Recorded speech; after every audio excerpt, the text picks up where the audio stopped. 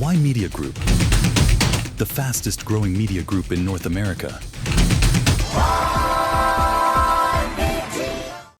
And the latest news on the US-Iran conflict, well, the two countries exchanged fire in the Gulf, and then there was escalations in Kuwait. So what happened?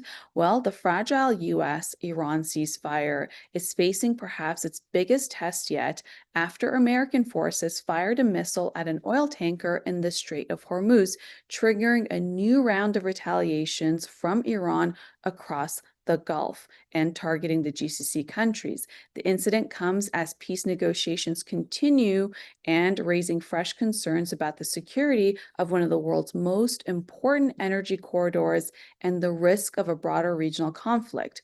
Iranians retaliated with missiles and drones Kuwait's international airport, killing one person, injuring dozens, and damaging the airport's main terminal. Iran's foreign ministry said in a statement that it reserves the right to self-defense, saying Kuwait and Bahrain bore direct and clear responsibility for the attacks, alleging their territory and facilities have been used to support U.S. military operations against Iran.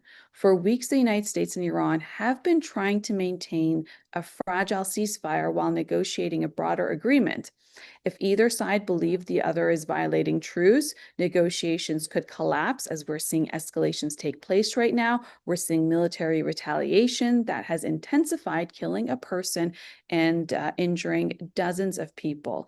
And both sides could return to a direct confrontation. The danger is very significant as the world watches. Now, this conflict is no longer just about US, Israel, and Iran. It is greater in multiple areas when it comes to Iran, Israel, Hezbollah in Lebanon, Gulf shipping routes, and when it comes to the GCC countries that are in direct targets of Iran's missiles, and the U.S. military bases in those regions, and what's happening in the Strait of Hormuz with the blocking of the Strait of Hormuz by Iranian forces, as well as what is happening with the American naval ships that are blocking the Iranian ports. So this is significant as the markets are watching every headline. Investors are reacting to oil prices, tanker security, inflation concerns, recession fears, and what we just witnessed take place in Kuwait.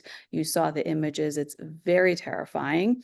And as President Trump it's near for him as he wants diplomacy and wants to essentially come to a peace plan. And this is when critics are watching and saying that the ceasefire is failing. You had Marco Rubio essentially say yesterday that the war in Iran is over, while this happened at the same time. So allies may be losing confidence in the negotiations that are supposed to be taking place, and the pressure could grow for tougher military response on either side. This is quite significant. So this isn't simply a naval incident.